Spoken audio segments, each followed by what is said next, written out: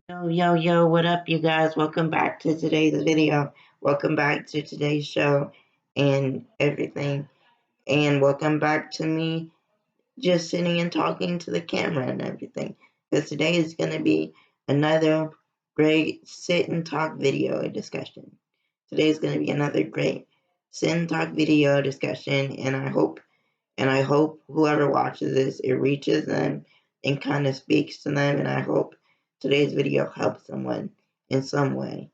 So yeah. But before we get into talking about the video, just let me tell you, just let me tell you how well Gavin did at Smash World Tour. He got all the way up to grand finals and won first place. He won first place in the entire grand finals, and he made an epic losers run and took the entire tournament, took entire grand finals. So I was right. I knew he would do really well, and I was right. He placed extremely well. Excellent, excellent. Premium. Yeah. So, Tweak, if you're watching this, great job to you guy. And yeah, so that's some good stuff. That's some good news for us. That's some good news. But anyways,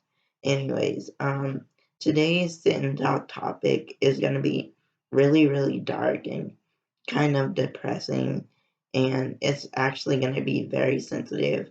And if you don't like hearing hearing or talking about stuff like that, you should probably click away now because the topics and everything that this video is going to be talking about is kind of sensitive. So let me just list what I'm going to be talking about: self harm, depression, eating disorders, dysphoria, and and um, and mental health issues, and things like that, things of that nature. So if you don't like that, then you can click off, watch some other video, and then come back, come back on another day. Come back on another day. So yeah, hopefully this reaches someone and this helps somebody in some way. So yeah, let me just try my best to sit down and talk to you guys and express everything that I can see and that I can express. So yeah, just let me get started. Okay. So, my story starts when I was about 12 years old. When I was about 12, I I started to get very sad and kind of very upset, like with with the way things were going for me and like the people around me and like my self image in general and everything. And that's when that's when I started to feel kind of hopeless and kind of really like not worth it and everything, and like really out of place and out of my body and everything. And I started to hate things a lot more. But um, but I can always say that I've kind of always felt that way ever since I was little. I felt that way, but when I was about 12 or so, I started to get very angry and very hostile towards myself, and very quiet and so, passive around others. Like I was very drawn in and everything. So, but I was really aggressive and hateful towards myself at around that age. So, so that's when I started.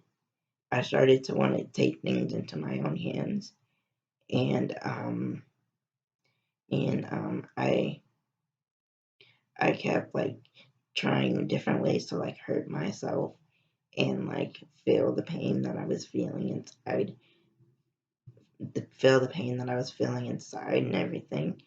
And I was getting into more and more arguments with my parents, and more arguments with the people at school, and more like problems, issues with like with like socializing and everything. And it just got harder and harder until eventually I started cutting myself. I started cutting myself when I was around that age, 12 or 13. I started cutting and everything. And when I first started, I thought I would be able to like take control of it and like use it as a coping mechanism, which I did. But I didn't know how much that it would actually affect my life and everything. But at least with that, with cutting and everything, it helped me feel a lot better. It helped me feel a lot more prepared and everything to cope with the things I was going through in like everyday life and everything. And even though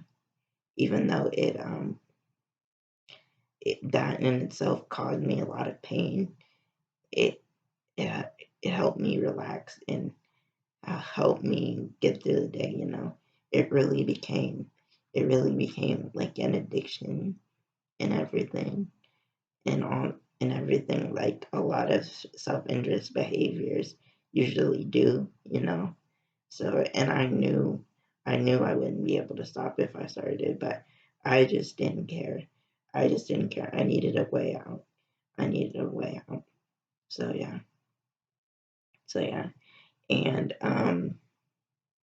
and that's when I first started the things I was feeling inside about my body and about my life were just like building and building up. So so all while I was cutting and everything, um, I started to feel more and more like masculine all the way through all that. So when I was about in the ninth grade, I started socially transitioning into being more male and wearing like male clothing. And I sometimes went by a male name and everything like that. And I had like a full male I had like a full male identity, but like nothing was going on with my actual body, but I still had like a full male identity by the time I was like 14. So so I had a lot of things to tackle with my dysphoria and everything like that. So and me as a male did get bullied a lot. I got bullied, and people looked at me weird. They treated me differently from everyone else, like more differently than I would normally be treated as a person in a wheelchair, but completely differently as as a person in general, you know. So that was something. But to go back, but to go back to the self injury the self injury things and everything like that. Um, the the reasons that I would act out and become so hateful to myself is because like I had I had a lot to like work through mentally. I had a lot to work through mentally and everything, and I didn't get like any compassion for anyone around from anyone around me. And as I was growing up, knowing that my life was going to be like this for as long as I can live, I I just felt like I had to release some of it, you know, and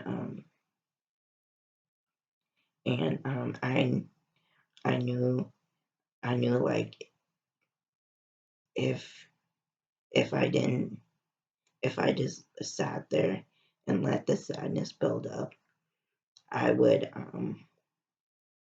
I would end up like dead anyway. So I thought by like self injuring I can become something else, become something better and everything. But yeah, but I know now is what I'm really feeling, is what I was really feeling out of place and stuff. It's because I had gender dysphoria. It's all because I had gender dysphoria. And I know that now. I know that. But at the time, I was taking it out on the fact that I didn't have very many friends. The teachers didn't like me. Me and my parents were arguing, and I was just ugly. I just felt so ugly and so wrong. Like I felt like I didn't deserve to be truly happy. So yeah, I settled for a middle ground. I settled for a middle ground, which was an addiction. I settled for a middle ground, which was an addiction. But yeah, that's kind of how me and self injury, um, like enacted in a daily basis. So I would cut at least three times a week, all over my arms, all over my arms. I would cut at least three times a week, and some of the scars hasn't fully faded away yet, but um, but a lot of them have. But I have scars on all over this arm, and I have scars on my thighs as well. But yeah, those are really hard, and those were really hard and really difficult times for me, you know. So it's just the pain and everything, the darker side of my life and everything, you that some people, a lot of people don't know about. I was gonna say that you know about that, but no, not a lot of people know this like about me, especially not my fan base. So yeah, so yeah, and then okay, and then to add on to that, because of my depression and anxiety and everything, um, my during like my high school years, I also developed a pretty bad eating disorder. I developed a pretty bad eating disorder, and and that just came from all the stress and all the pain that I was feeling from everything else, and um, I would sit days. I would go like days and days and days without hardly eating anything, and like I would like exercise all day, and occasionally I would make myself throw up. Occasionally I would make myself throw up and everything to to get myself to be skinnier and everything. And part of the reason I did that is because I really liked the way my head felt, and I really liked the way it felt to be empty. I really liked the way it felt to be empty and everything. And what I would do is I would seek out triggers and everything like that to help me along with this eating disorder, so I can be as skinny as I possibly could. So I could be as skinny as I possibly could. And to this day, till pretty recently, I've been like at a really low weight. So so yeah, and now I'm starting to kind of um get get like to a point of normality with that and everything, but I still struggle. I still struggle with like eating disorders and everything. but it's definitely not as bad as it used to be. But but yeah, and I know that I know that there's like some people who I know there's people like Eugenia Cooney and and I know people who are very worried about her. But let me tell you what is going on in her head is that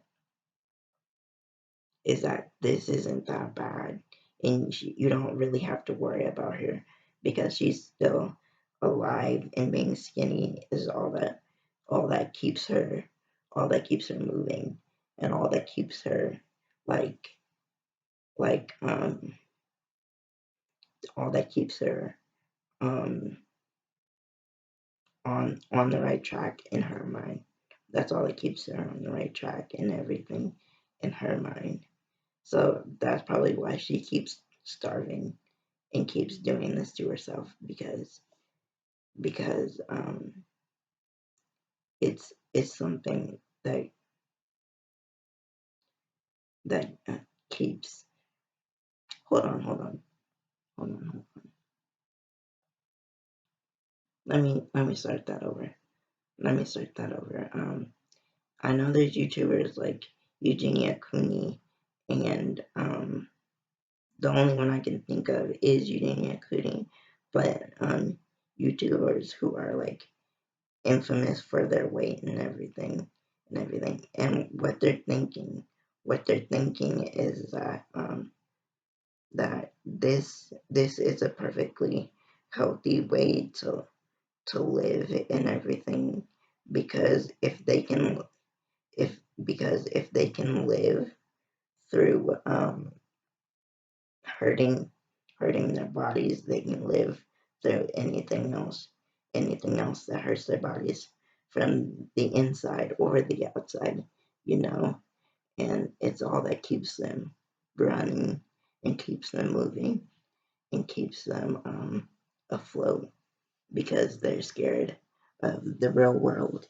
You know, I have to say, I was really scared of the real world, which is why I felt like I had to retreat into myself and everything like that. So yeah, she's just retreating into herself. And and yeah, hold on, I have to stretch.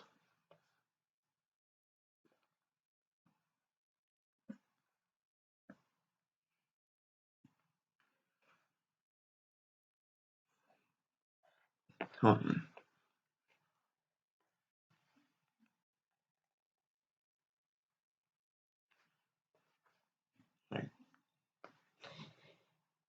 Okay, okay. And like I said, what I would do is I would seek out triggers and things to keep me mentally happy and mentally stable while I did the starving thing, which also kept me very stable feeling and very happy because not eating and having an eating disorder actually makes you feel really stable and like really on the ball, and it makes you feel really good inside, but it's tricking you into feeling that way. That's the disease. That's the disease. But yeah, and all this time, all this while, I had gender dysphoria. I had gender dysphoria, and I already identified myself as trans. I already identified as trans and everything, but I couldn't always express that. But but in high school is when I really started ident- going into my true identity. And like I said, I kind of lived a double life, but kind of not, because most people thought I was a boy anyway. Most people thought I was a boy anyway. So I guess in that area, you can definitely kind of say that I was a trans kid. I would definitely kind of say that I was a trans kid because not until recently, not until recently have I most people have not treated me or seen me like as a she. I've always been treated and felt like a male, and I think I've always kind of fit into male society and everything. And yeah, but and I say I'm very, very lucky for that, but it was still a really hard, really long journey for me and everything. And part of the reason I'm doing this is because hopefully very soon I'm going to be undergoing top surgery for my chest. So I won't have breasts anymore. And yeah, and I'm trying to get that in the works. But there's a lot of steps and I'm just moving at my own pace, going as I go. And yeah, so hopefully I'll get that done, and all over here will be all flat and everything, and I'll be a lot more. I'll be very, very happy after, and hopefully this will take away most of the gender dysphoria I still feel. So really, to this day, I'm still going through stuff, but it's a hell of a lot better than it used to be. It's a lot better than it used to be. And and sometimes I sit and think like, wow, now I sit and think after I went through all that crap, I sit and think, wow, my life is so amazing and so happy and I'm so fulfilled. And it's so amazing and I'm so glad that I got through all that and I'm here now. And yeah, so that's basically my story and what I wanted to express and wanted to say today. So hopefully this video wasn't too much or too long, and hopefully it reached somebody important. So anyways, stay strong, play hard, and peace, guys. And remember, stay safe and stay happy, stay happy. All right, stay strong, play hard, and peace, guys. Down says bye.